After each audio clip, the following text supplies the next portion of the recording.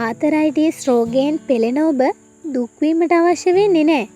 Arthritis රෝගය ඉක්මනින්ම සුව කර දෙන විශ්මිත ඖෂධ පාන වර්ග කීපයක් ගැන කියලා දෙන්නයි යන්නේ. ආතරයිටිස් කියන්නේ මිනිස් ශරීරයේ එක් සංදියක් හෝ සංදි කීපයක ඇතිවන ඉදිමුම් ස්වභාවයට. මේ රෝගය වයස් භේදයකින් තොරව ගැහැණු පිරිමි සෑම කෙනෙක්ටම ඇතිවන රෝග තත්ත්වයක්.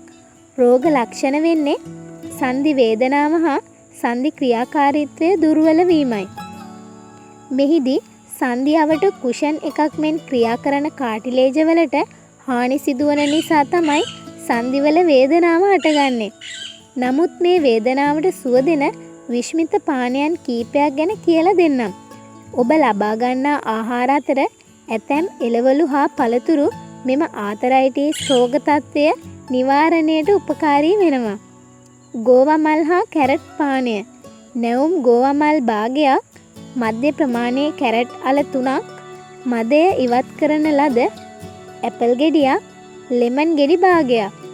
මේ සියල්ල හොඳින් බ්ලෙන්ඩර් එකක දමා ජූස් එකක් මෙන් සාදා පානය කිරීමෙන් ආතරයිටිස් රෝගය මැඩ පවත්වා ගැනීමට උපකාරී වෙනවා. කැරට් අන්නාසි සැල්දරි පානය.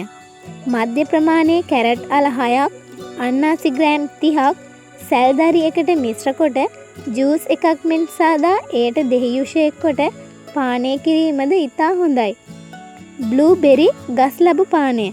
නැවුම් බ්ලූබෙරි කප් 2ක් සමග හොඳින් ඉදුණු ගස් ලැබු යොදා ජූස් එකක් මෙන් සාදා පානය කිරීමෙන් ආතරයිටිස් රෝගය මැඩ පවත්වා ගැනීමට උපකාරී වෙනවා. ඔබට ඉතා ඉක්මනින් සුව කර ගැනීමට හැකි වෙනවා. මෙම ඖෂධ පානයන්හි ප්‍රතිඵල දැක ඔබ පුදුමයට පත්වේවි. ඔබ නොදත් බොහෝ වටිනා දේවල් දැනගන්න හෙළ රහස් සමග රැඳී සිටින්න. අපිව සබ්ස්ක්‍රයිබ් කරන්නත් අමතක කරන්න එපා.